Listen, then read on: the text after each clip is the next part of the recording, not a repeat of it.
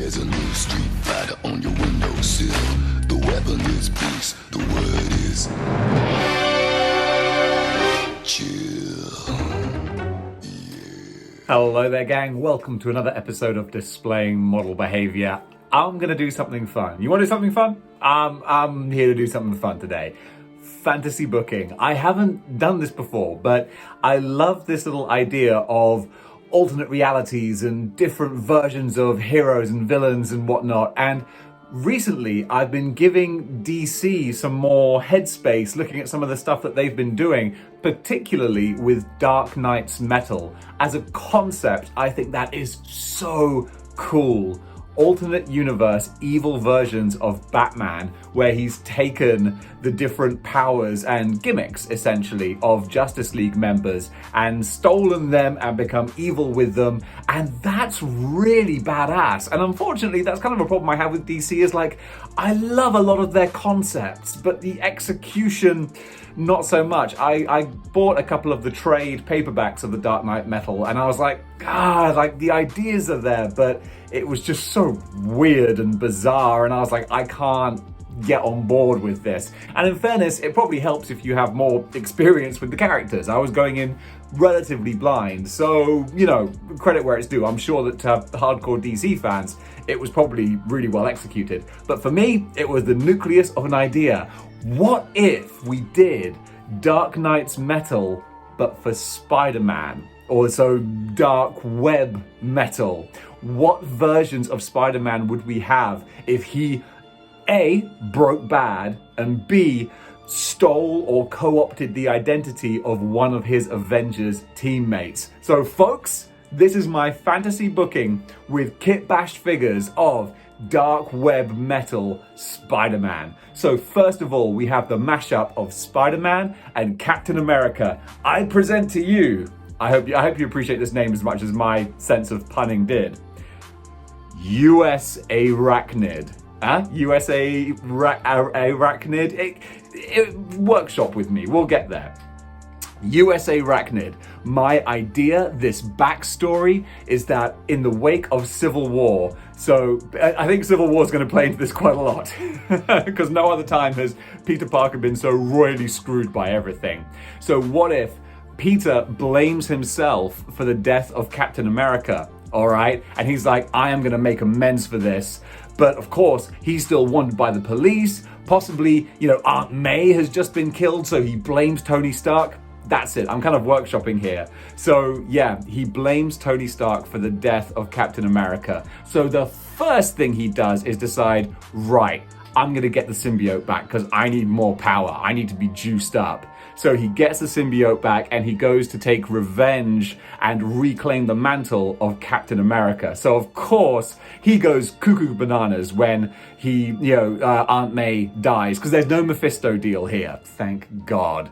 So instead, Peter goes off the deep end when Aunt May actually dies. And yeah, he murders Tony Stark, blaming him for the death of Captain America and of Aunt May. And he becomes Rachnid, the dark, twisted symbiote Spider-Man version of Captain America. You tell me.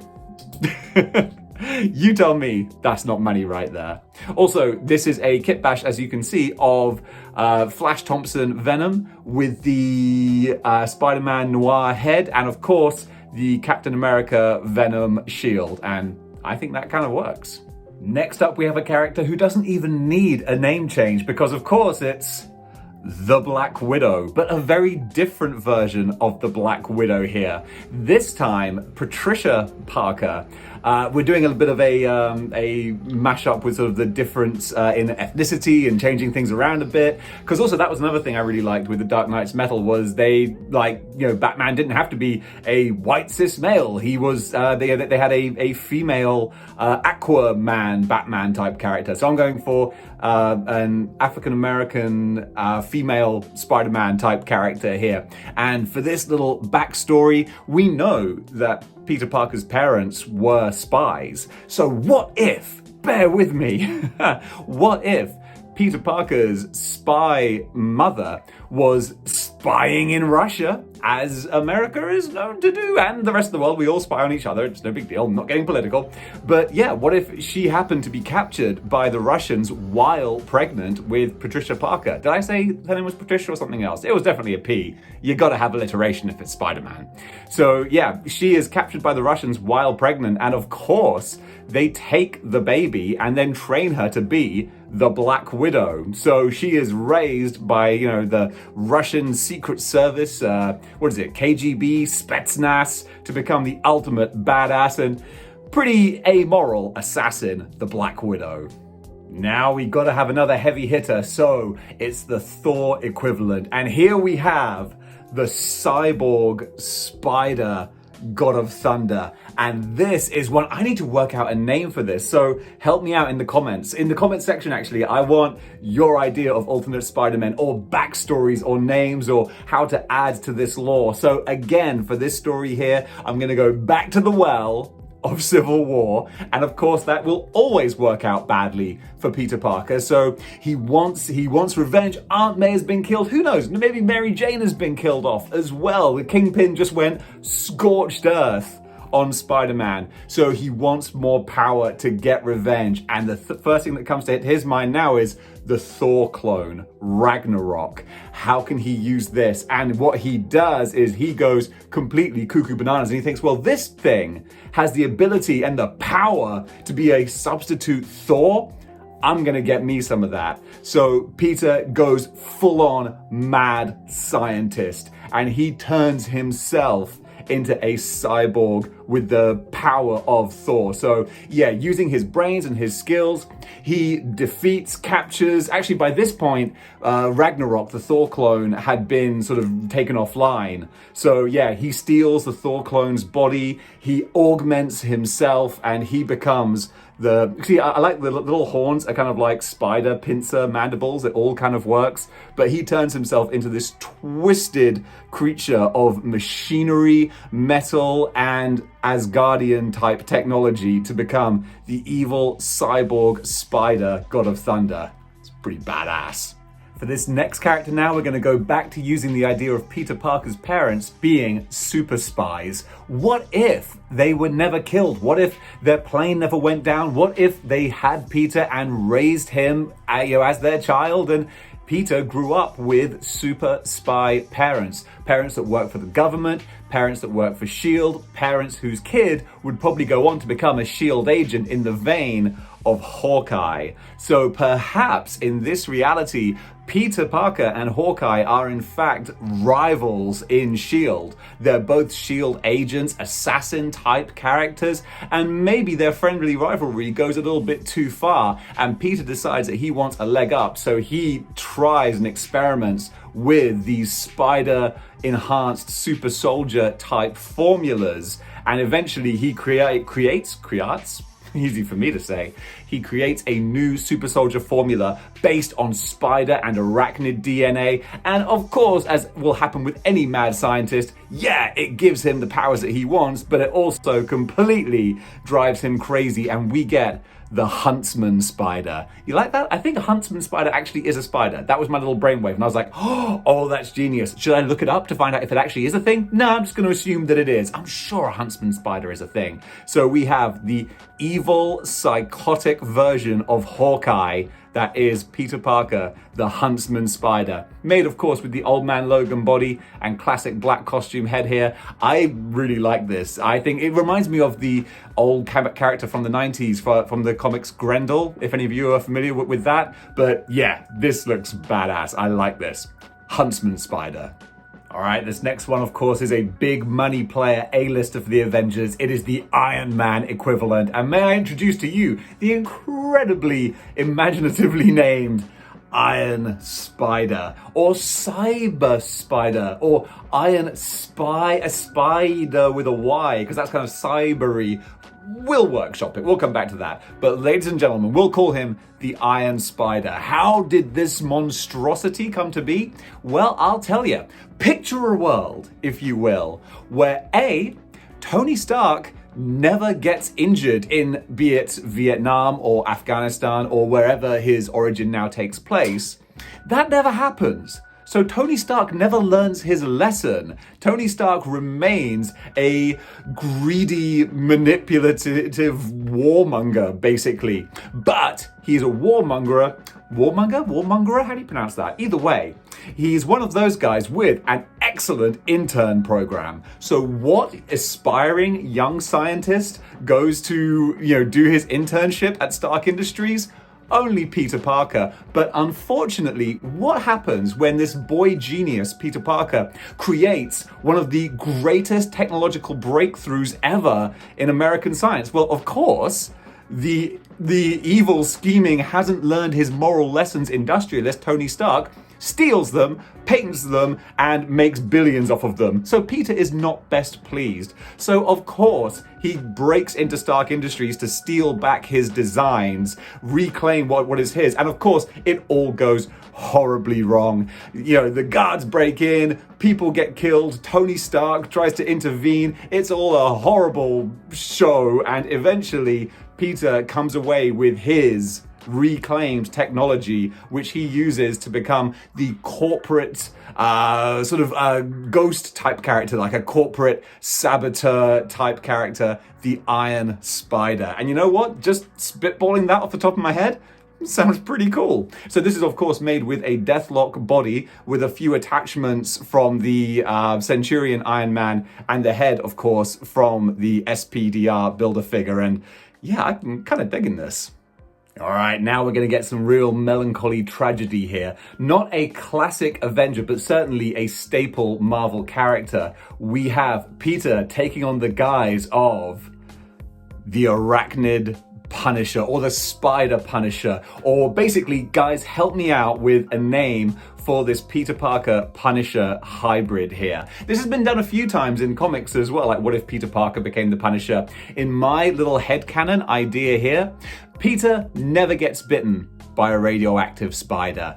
In fact, he goes on to have a very happy life with Gwen Stacy. They get married, they get kids, they have kids. Can you see where this is going? And one day, Peter, still being the scientific guy that he is, he's bringing his kids up to love science and all that kind of thing. They're not going sort of the inventing route though. They're more into biology and nature, and they're obsessed with spiders. His kids love spiders. So of course, they go out on a little nature hike through Central Park. Can you see where this is going? And of course, the whole family are there, and they're looking at all the little trees and the nature and the grubs and the insects and stuff, and they get caught in the middle of not a gangland war, but in fact a SHIELD superhero civil war type thing. So instead, it is heroes that end up killing Peter Parker's wife and children. So of course, he goes off the deep end, adopting this Spider Punisher type design to use his skills in technology to take revenge on the heroes who cost him his family. And again, as a kit bash, I think this looks pretty wicked. This is the Walgreens Punisher with the Deathlock chain gun here, the Agent Venom head, and finally a little belt, a grenade launcher belt from a NECA Terminator. And that is my Spider-Man Punisher hybrid. Guys, help me out with a name here.